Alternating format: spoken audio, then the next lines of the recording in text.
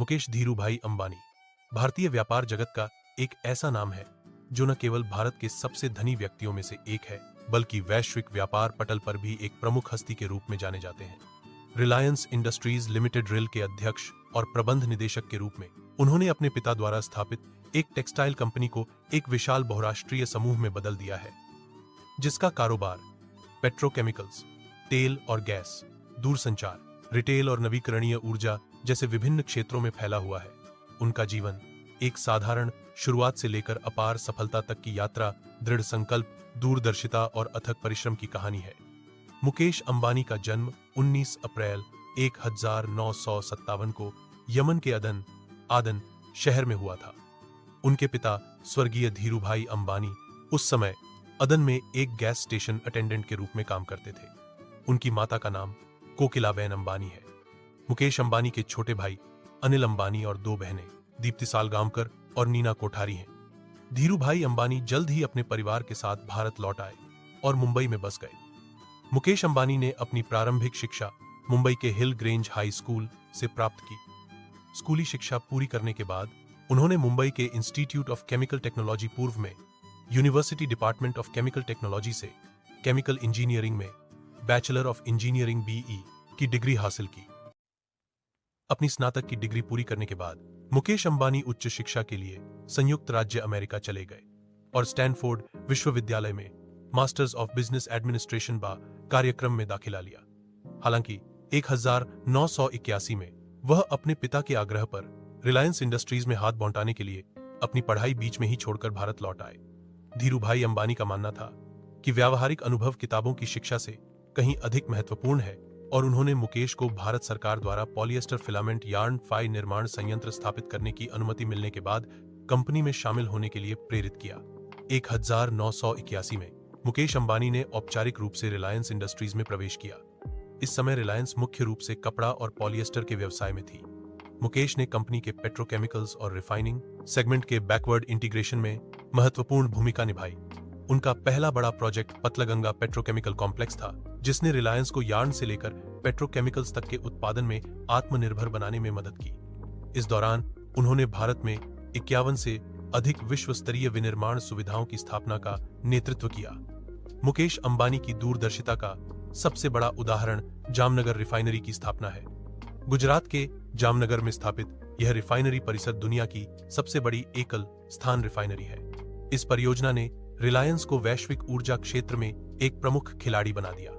इस रिफाइनरी को रिकॉर्ड समय में और अनुमानित लागत के भीतर पूरा करना मुकेश अंबानी की परियोजना प्रबंधन क्षमता और महत्वाकांक्षी लक्ष्यों को प्राप्त करने की उनकी दृढ़ता को दर्शाता है।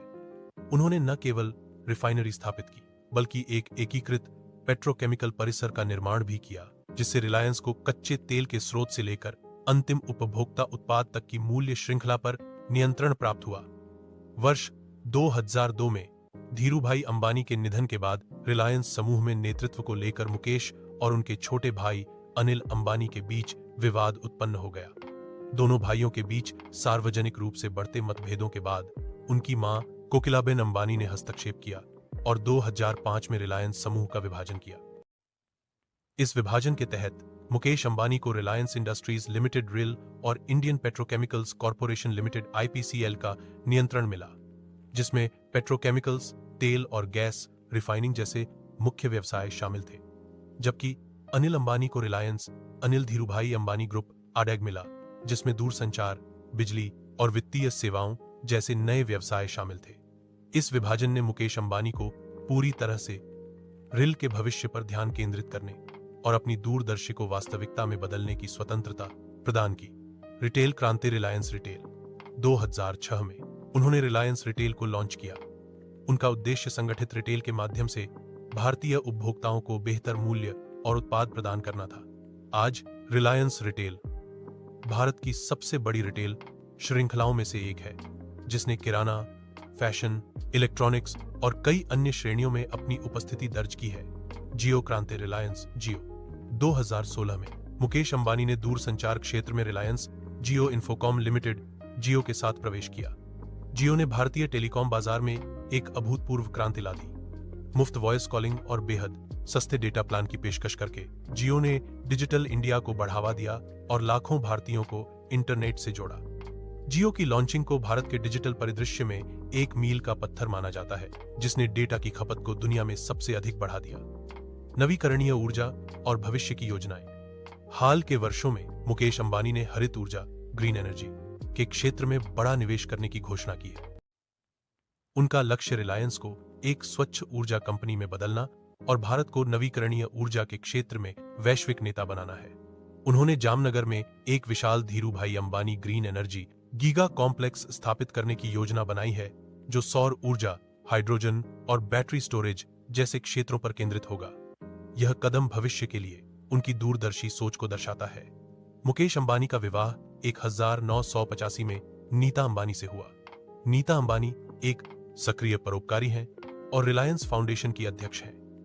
वह धीरूभाई अंबानी इंटरनेशनल स्कूल की संस्थापक और मुंबई इंडियंस क्रिकेट टीम की सह मालिक भी हैं।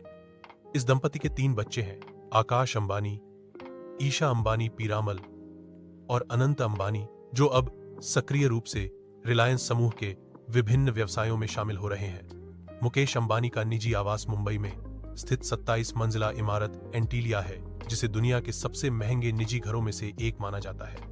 अपने व्यस्त व्यावसायिक जीवन के बावजूद मुकेश अंबानी एक साधारण शाकाहारी जीवन शैली अपनाते हैं। रिलायंस फाउंडेशन के माध्यम से अंबानी परिवार स्वास्थ्य सेवा, शिक्षा, ग्रामीण विकास और आपदा राहत जैसे क्षेत्रों में व्यापक परोपकारी कार्य करता है।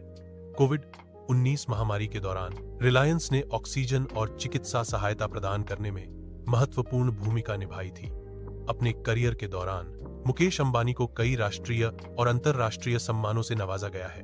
उन्हें अक्सर एशिया के सबसे शक्तिशाली और प्रभावशाली व्यापारिक नेताओं में गिना जाता है। उनकी नेतृत्व क्षमता, जोखिम लेने की इच्छा और भविष्य की प्रौद्योगिकियों को अपनाने की क्षमता ने उन्हें एक सफल और सम्मानित उद्योगपति बनाया है। मुकेश अंबानी का जीवन एक ऐसे व्यक्ति की कहानी है जिसने अपने पिता की विरासत को न केवल संभाला, बल्कि उसे कल्पना से परे ऊंचाइयों तक पहुंचाया। उन्होंने भारत की अर्थव्यवस्था के कई महत्वपूर्ण क्षेत्रों को आकार दिया है। उनकी उद्यमशीलता की भावना और दूरदर्शी दृष्टिकोण ने रिलायंस इंडस्ट्रीज को भारत की सबसे मूल्यवान कंपनियों में से एक बना दिया है और उन्हें एक सच्चे वैश्विक उद्योगपति के रूप में स्थापित किया है। उनकी यात्रा आज के युवाओं और उद्यमियों के लिए प्रेरणा का एक महान स्रोत है, जो यह सिखाती है कि बड़े सपने देखना और उन्हें पूरा करने के लिए अथक प्रयास करना ही सफलता की कुंजी है। अगर आपको यह कहानी प्रेरित करती है तो लाइक करें। इस असंभव संघर्ष पर आपकी क्या राय है, कमेंट में बताएं। यह कहानी हर किसी को पता होनी चाहिए। शेयर करना न भूलें।